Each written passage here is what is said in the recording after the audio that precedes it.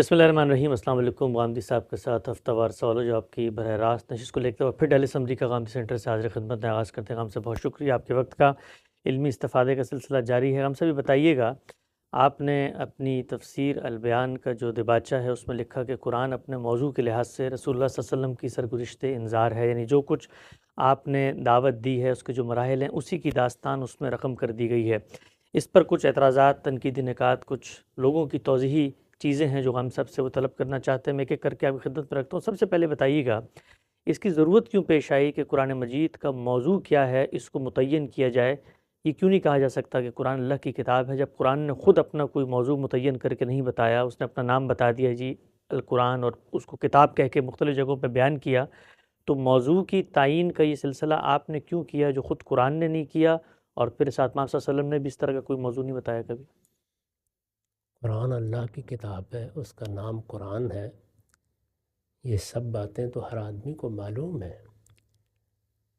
لیکن ہم جب قرآن کو پڑھتے ہیں یا چاہتے ہیں کہ لوگ پڑھیں یا اس کی دعوت پیش کریں، اور خاص طور پر وہ لوگ جو قرآن سے پہلے سے واقف نہیں ہیں، غیر مسلم بھی اس میں شامل ہیں، وہ جب اس کتاب کا مطالعہ کریں تو انہیں یہ بتایا جائے کہ یہ قرآن کس نوعیت کی کتاب ہے۔ جس وقت آپ کسی کتاب کا مطالعہ شروع کرتے ہیں تو آپ کے ذہن میں کچھ تصورات ہوتے ہیں کہ ہم کوئی تاریخ کی کتاب پڑھنے جا رہے ہیں، کوئی فلسفے کی کتاب پڑھنے جا رہے ہیں، ہم کوئی ایسی کتاب پڑھ رہے ہیں جس میں باقاعدہ ابواب کر کے بعض موضوعات پر مقالات لکھے گئے ہوں گے۔ وہ کیا کتاب ہے جو ہمارے مطالعے میں آئے گی؟ ہمارے ہاں عام لوگ بھی جب قرآن مجید کو کھولتے ہیں تو ان کے ذہن میں بھی جو کتابیں انہوں نے پہلے پڑھی ہوتی ہیں، جو عام طور پر لکھی جاتی ہیں، انہی سے ایک تصور بنتا ہے۔ وہ اس کو سامنے رکھ کر کتاب کا مطالعہ شروع کر دیتے ہیں اور اس طرح بڑی غلط فہمیوں میں مبتلا ہوتے ہیں۔ تو یہ قرآن مجید کے طالب علم کی ضرورت ہے، یہ ہر حال میں پوری کی جائے گی کہ اس کو قرآن کا تعارف کرایا جائے۔ یہ قرآن کا تعارف ہے، یعنی موضوع کی تعین نہیں ہے۔ یہ بتانا مقصود ہے کہ کیا کتاب ہے جس میں پڑھے جا رہے ہیں۔ تو یہ بتایا گیا ہے کہ اللہ کا پیغمبر مبعوث کیا گیا، اللہ تعالیٰ نے اپنے آخری پیغمبر کی حیثیت سے محمد الرسول اللہ صلی اللہ علیہ وسلم کو اٹھایا، آپ نے اللہ کا پیغام پہنچایا۔ یہ کتاب اس طرح نہیں نازل کی گئی کہ پیغام تو پیغمبر پہنچا رہا ہے، دعوت دے رہا ہے، خبردار کر رہا ہے، متوجہ کر رہا ہے، اور اللہ تعالیٰ نے اپنی شریعت یا اپنے احکام اتار دیے اور وہ ایک کتاب کی صورت میں ہے، وہ بھی دے دیے گئے۔ یہ کتاب ہی دعوت تھی، یہ کتاب ہی پیغام تھا، اسی کو پڑھ کے سنایا جا رہا تھا، اسی کے ذریعے سے انذار ہو رہا تھا، اسی کے ذریعے سے بشارت دی جا رہی تھی، یہی سوالوں کے جواب دے رہی تھی، یہی اشکالات کو دور کر رہی تھی، اور اس کے ساتھ یہ اس ہدایت کو بھی واضح کر رہی تھی جو پیغمبر لے کے آتے ہیں۔ اور ہدایت ہی نہیں بلکہ کسی پیغمبر کے آنے کے بعد جو معرکہ حق و باطل برپا ہوتا ہے اور خدا کی دینونت برپا ہو جاتی ہے، یہ اس کے مختلف مراحل میں بھی رہنمائی کر رہی تھی۔ یہ سارا کام ہے جس کو اب کوئی نام دینا ہے، تو وہ نام خود قرآن نے دے دیا ہوا ہے کہ یہ کتاب اس لیے نازل کی گئی ہے کہ یہ نذیر بنے۔ جگہ جگہ اس کو بیان کیا ہے، قرآن مجید نے یہ بتایا ہے کہ یہ نذیر ہے، یعنی اس کا کام کیا ہے؟ انذار کرنا۔ اس کے ذریعے سے پیغمبر انذار کرتا ہے۔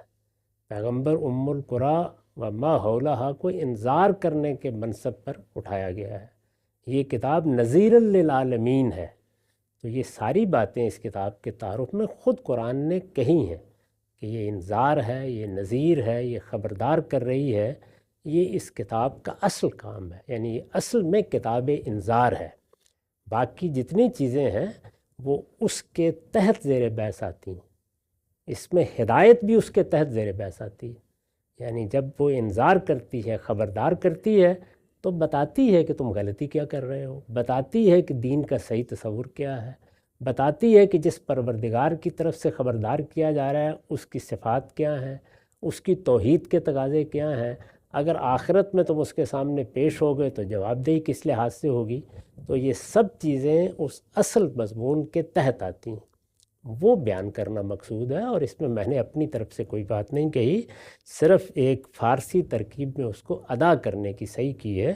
اس کو کوئی شخص چاہے تو بہتر بھی کر سکتا ہے، وہی بات ہے جو قرآن مجید نے خود کہی کہ یہ نذیر للعالمین ہے، وہی میں نے بیان کر دی ہے۔ ٹھیک، اچھا ہم سے نقطہ تو واضح ہوا، لیکن عام طور پہ جب میں کہتا ہوں کسی چیز کے بارے میں کہ اس میں فلاں کی زندگی کے مراحل بیان ہوئے، اور وہ جو بھی مرحلے ہوں اس کو آپ نے عنوان دیا جی انذار کی ایک داستان ہے یا انذار کی ایک رداد ہے، تو عام طور پہ ہوتا تھا کہ بھئی پہلے واقعہ ہوتا ہے پھر اس کو قلم بند کیا جاتا ہے، تب ہم یہ کہتے ہیں جی فلاں واقعے کی یہ سرگزشت ہے یا داستان ہے۔ لیکن قرآن مجید میں تو ایسے نہیں ہوا، وہاں پر تو ساتھ ساتھ بات ہو رہی ہے، ساتھ ساتھ وہ کارروائی خارج میں ہو رہی ہے، اور ساتھ ساتھ نازل ہو کے اس میں لکھ رہا ہے۔ تو سوال یہ پوچھا گیا ہے کہ عام طور پہ پہلے واقعہ ہوتا ہے پھر قلم بند کیا جاتا ہے سرگزشت میں، تو یہاں تو وہ کام نہیں ہوا۔ یہ تو کوئی لازمی چیز نہیں ہے، یعنی سرگزشت تو میں اپنی ساتھ ساتھ بھی لکھ سکتا ہوں، اور اپنی زندگی کے بعد کوئی دوسرا آدمی بھی لکھ سکتا ہے، اور میں بھی اپنی زندگی کے آخر میں قلم بند کر سکتا ہوں، اور روزانہ کی ڈائری کی صورت میں بھی تحریر کر سکتا ہوں۔ یعنی یہاں بھی یہی ہوا ہے کہ اللہ تعالیٰ ایک سورہ اتارتے ہیں، اس کے ذریعے سے خطاب کرتے ہیں، پھر میں یہ عرض کر دوں کہ زندگی کی سرگزشت نہیں ہے، اس انذار کی سرگزشت ہے جو اللہ تعالیٰ کی طرف سے کیا گیا، اس کی پوری داستان اس میں آ گئی ہے ایک ترتیب کے ساتھ، کیا بات کہی گئی، کب کہی گئی، اس کا جواب کیا دیا گیا، رد عمل کیا ہوا، سوالات کیا ہوئے، اشکالات کیا پیش آئے، وہ سب کچھ وہاں زیر بحث ہے۔ یعنی عملاً جو کچھ ہوا ہے اسی کو جمع کر دیا گیا ہے۔ ایک تو یہ نا کہ جو کچھ ہوا بعد والوں نے یہ لکھا کہ یہ ہوا تھا، وہ جو کچھ ہوا ہے اسی کو جمع کر دیا گیا۔ اس کے لیے میں نے یہ ایک تعبیر اختیار کی ہے، بات وہی ہے جو خود قرآن نے کہی ہے، یعنی میں یہ بھی کہہ سکتا تھا کہ قرآن نذیر ہے۔ ٹھیک، نقطہ واضح ہوا، آگے بڑھاتے ہیں سلسلہ گفتگو کو۔ اچھا ہم سے بھی بتائیے گا کہ جس وقت آپ بتاتے ہیں جی اپنے مضمون کے لحاظ سے، یعنی یہ مرکزی پلاٹ ہے اس کتاب کا جس کے ارد گرد ساری باتیں، ہدایت بھی دی جا رہی ہے، تنبیہ بھی کی جا رہی ہے، بشارت بھی جاری ہے، مقصود یہ ہے اس کا، اس پر اعتراض یہ کیا جاتا ہے کہ جب آپ قرآن مجید کے موضوع سے متعلق کر دیتے ہیں اس کی دیگر ہدایات کو بھی، تو اس کا ایک نتیجہ مرتب ہوتا ہے، اور نتیجہ یہ ہے کہ آپ اب ہر حکم کو، ہر آیت کو، جو کچھ قرآن مجید میں زیر بحث آ رہی ہے، اس پس منظر میں رکھ کے دیکھیں گے کہ یہ کس مرحلے کی آیت ہے، یہ کس مرحلے کی ہدایت ہے، یہ اپنے موضوع سے کیسے متعلق ہوتی ہے، تو اس سے وہ پوری کی پوری جو آفاقیت ہے وہ محدود ہو کر گویا کہ شان نزول کی پابند ہو جاتی ہے کہ بھئی یہ کون مخاطبین ہیں، جبکہ قرآن مجید کے بارے میں ہم تو جانتے ہیں کہ وہ قیامت تک کی ایک حتمی ہدایت اور آخری حجت لے کے آیا ہے۔ تو یہ جو تصور ہے کہ آپ ایک موضوع متعین کرتے ہیں، مرکزی مضمون متعین کرتے ہیں، پھر اس کے تحت آیتوں کو دیکھتے ہیں، تو اس سے جو اس کی آفاقیت ہے وہ مجروح ہوتی ہے۔ یہ ایک الگ بات ہے کہ ہم کیسے دیکھتے ہیں، لیکن ہماری جتنی تفسیر کی روایت ہے اس میں قرآن کو کیسے دیکھا جاتا ہے، آپ کوئی تفسیر اٹھا کر دیکھ لیں، کشاف کو اٹھا لیں، رازی کو اٹھا لیں، اب ابن کثیر کو اٹھا لیں، سب یہی بتا رہے ہیں کہ یہ آیات کس پس منظر میں آئی ہیں، ان کی شان نزول کیا تھی، کیا واقعات ہو رہے تھے، ان میں کس موقع پر یہ بات کہی گئی، یہاں تک کہ آپ کو اصول فقہ میں یہ قاعدہ قائم کرنا پڑا کہ یہاں عموم کا اعتبار نہیں ہوگا، عموم کا اعتبار ہوگا، یہاں پر اس خصوص کا اعتبار نہیں ہوگا جس میں کوئی چیز آئی ہے، بتانا پڑا نا، تو کس جگہ پہ آئی ہے، کس جگہ پہ آئی، اس کا مورد کیا ہے، اس کا خصوص کیا ہے، موقع بیان کیا ہے، سب بیان کرتے ہیں، ایسے ہی ہم بھی بیان کرتے ہیں۔ اس میں جب کوئی بات واضح ہو جاتی ہے تو پھر یہ سوال پیدا ہوتا ہے کہ کیا کوئی وقتی تدبیر تھی جو بتائی گئی، اگر احکام سے متعلق ہے، کوئی خصوصی حکم تھا، یا یہ کوئی آفاقی یا ابدی ہدایت ہے جو اللہ تعالیٰ نے قیامت تک کے لیے دے دی، سب باتیں ایسے ہی سارا مسلمانوں کا علم اسی طرح واضح کرتا ہے۔ یعنی اس کا اس سے کوئی تعلق نہیں ہے کہ آپ نے واضح کرنے کے لیے طریقہ کیا اختیار کیا، آپ نے روایت بیان کر دی، آپ نے شان نزول کا کوئی قصہ بیان کر دیا، آپ نے یہ بتا دیا کہ یہ آیات تو اصل میں فلاں قریش کے سردار کے حق میں اتری ہیں یا اس کے خلاف اتری ہیں، یہ سب باتیں سب بیان کرتے ہیں، کون بیان نہیں کرتا۔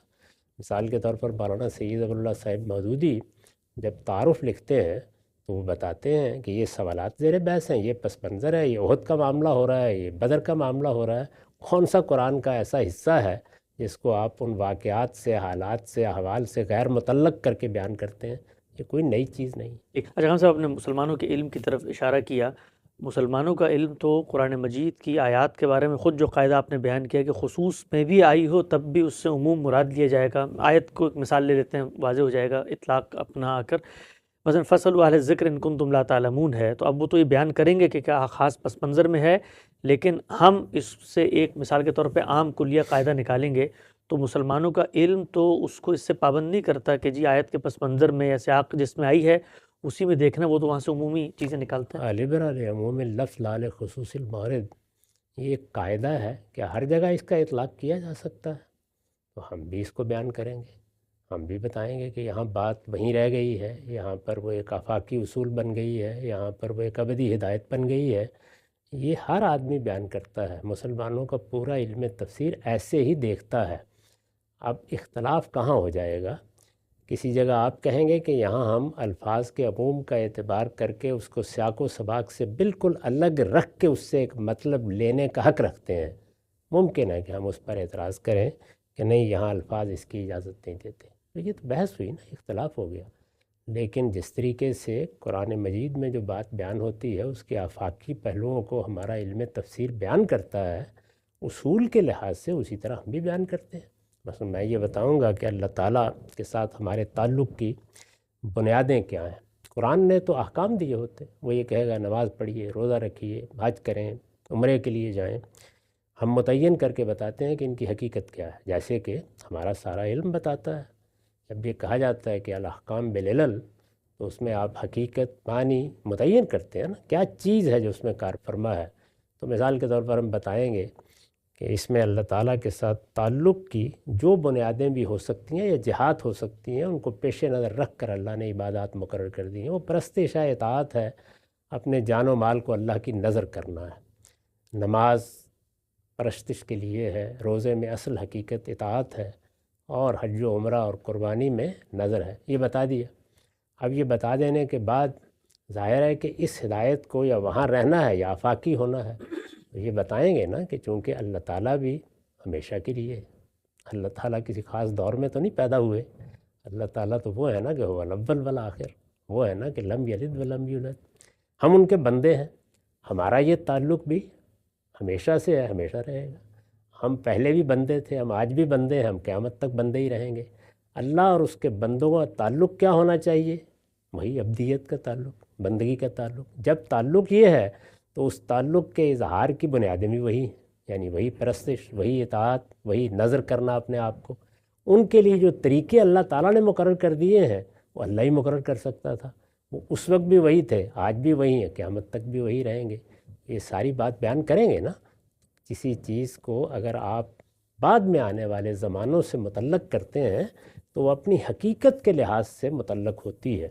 یہ جو قاعدہ ہے، اس قاعدے کا اندھا استعمال نہیں کرنا چاہیے کہ عموم لفظ کا اعتبار ہر جگہ کر لیا جائے گا۔ یہ دیکھا جائے گا بات کیا ہے، اس کی حقیقت کیا ہے، پہلے یعنی بات کیا ہے، کس سیاق میں آئی ہے، اس کا نتیجہ کیا نکلتا ہے، اس سے بات اصل میں حکم کی صورت اختیار کر رہی ہے تو حکم کیا ہے، اب یہ دیکھیں گے کہ اس کی حقیقت کیا ہے۔ تو یہ عبادات جیسی چیز کے بارے میں نے آپ کو بتایا کہ وہ بھی میرے ساتھ اسی طرح متعلق ہوتی ہے۔ ایک ہم سے نقطہ واضح ہو گیا۔ اچھا ہم سے یہ جو آپ نے بات بیان کی، خود ہمارے علم کی روایت بہت ساری جگہوں پر اس کی رعایت بھی کرتی ہے۔ مثلا خود رسالت مآب صلی اللہ علیہ وسلم کو لفظاً تخصیص کر کے بعض احکامات دیے گئے ہیں، تو وہاں پر تو کوئی اہل روایت میں سے بھی یہ اصرار نہیں کرتا کہ جی اس میں بھی میں وہی قاعدہ اپلائی کروں گا جو فَاسْأَلُوا أَهْلَ الذِّكْرِ میں کروں گا۔ مثلا رسالت مآب صلی اللہ علیہ وسلم کو وقتی نوعیت کے بعض احکامات دیے گئے، بعض صرف ان سے متعلق ہیں، تو اصول میں وہ بھی پھر اس بات کے قائل ہیں، یعنی کہ اب اصول میں قائل ہیں۔ بات یہ ہے کہ جس طرح کی کتاب قرآن مجید ہے اس کے تو آپ دوسرے ورق کو نہیں الٹ سکتے جب تک کہ آپ ان سب چیزوں کو نہ جانتے ہو۔ یعنی کیسے کہیں گے آپ؟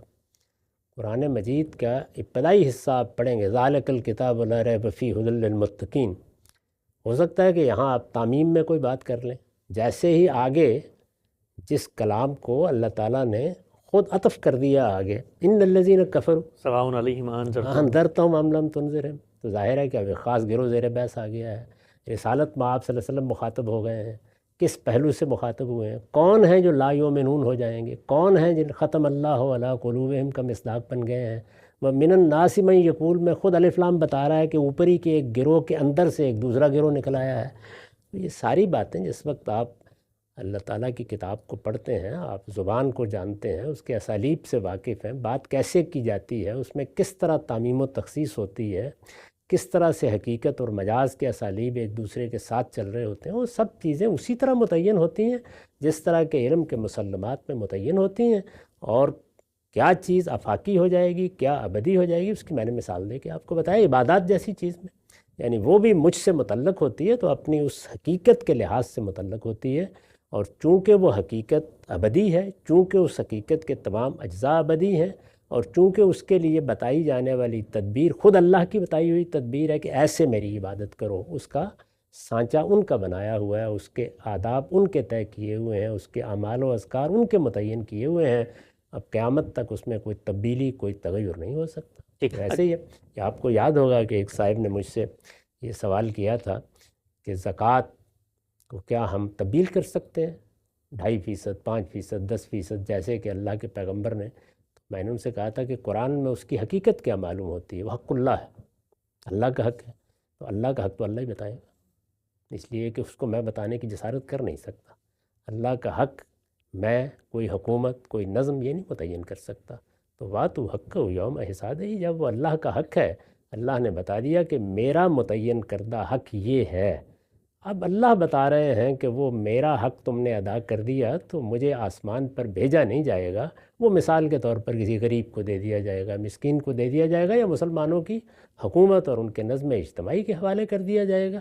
تو یہ میں نے اللہ کی ہدایت کے مطابق جس طرح اپنے معبود کے پاؤں میں رکھا تھا اٹھایا اور ان کو دے دیا، لیکن اس کی شرح کیا ہوگی، وہ کتنا لیا جائے گا، یہ تو اس کا حق ہے، اس نے بتانا ہے۔ یہ حق حکومت اصلاً نہیں ہے، اصلاً حق اللہ ہے، وہی بتائے گا۔ اس نے جتنا متعین کر دیا، ایسے ہی نماز ہے، وہ حق اللہ ہے، میرے پروردگار نے متعین کر دیا ہے کہ یہ 4 رکعت ہیں، یہ اعمال ہیں، یہ اذکار ہیں، اس طریقے سے، اس ترتیب سے اس کو ادا ہونا ہے، اب یہ اس کا حق ہے، یہ ایسے ہی ادا ہوگا۔ ایک نقطہ واضح ہوا، آگے بڑھاتے ہیں سلسلہ گفتگو کو۔ اچھا ہم سبھی بتائیے گا، جب یہ دعوت کے مراحل زیر بحث آتے ہیں، ظاہری بات ہے ہر آیت کو پڑھیں گے، اس میں کریکٹرز بھی متعین ہوں گے، کون سی بات کس سے ہو رہی ہے، جو بنیادی دین کے تقاضے ہیں، نماز، روزہ، زکوٰۃ، حج، وہ بھی آپ فرماتے ہیں کہ گفتگو تو رسالت آپ صلی اللہ علیہ وسلم اپنے سامنے کے لوگوں سے ہی کر رہے ہیں، لیکن ہم سے بھی وہ متعلق ہوتی ہیں، اس کی سائنس آپ نے سمجھائی۔ لیکن کیا پورے قرآن میں کوئی ایسے مقامات نہیں جہاں اللہ تعالیٰ انسانوں سے گفتگو کر رہے ہوں، یعنی اس زمان و مکان سے اٹھ کے کوئی ماضی کے انسانوں کو بھی سامنے رکھ کے، مستقبل کے انسانوں کو بھی سامنے رکھ کے؟ کیونکہ ایک تقاضا پیدا ہوتا ہے، آج جب میں کتاب پڑھتا ہوں کہ میں اس میں کہاں کھڑا ہوں، وہ تو سمجھ میں آتی ہے بات کہ جی کریکٹرز سے مخاطبین، تو اس سے میں نے بھی سبق حاصل کرنا ہے، مجھ سے متعلق کیا چیز ہے، لیکن کیا پورے قرآن مجید میں آنے والے انسان، قیامت تک کے انسان، ان کو مخاطب کر کے اللہ براہ راست مجھ سے گفتگو نہیں کر رہا؟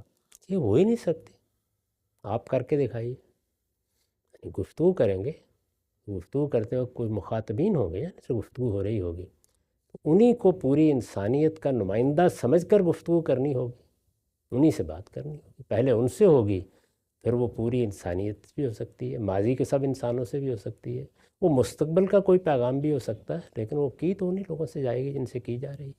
تو قرآن کے مخاطبین یا مشرکین عرب ہیں، یا اہل کتاب ہیں، یا ان میں سے جو لوگ ایمان لائے ہیں وہ ہیں، اللہ کا پیغمبر ہے، پیغمبر کے اہل بیت ہیں، اس لیے کہ ان کے ساتھ بھی کچھ معاملات ہوئے ہیں، تو مخاطب تو لوگ ہوں گے۔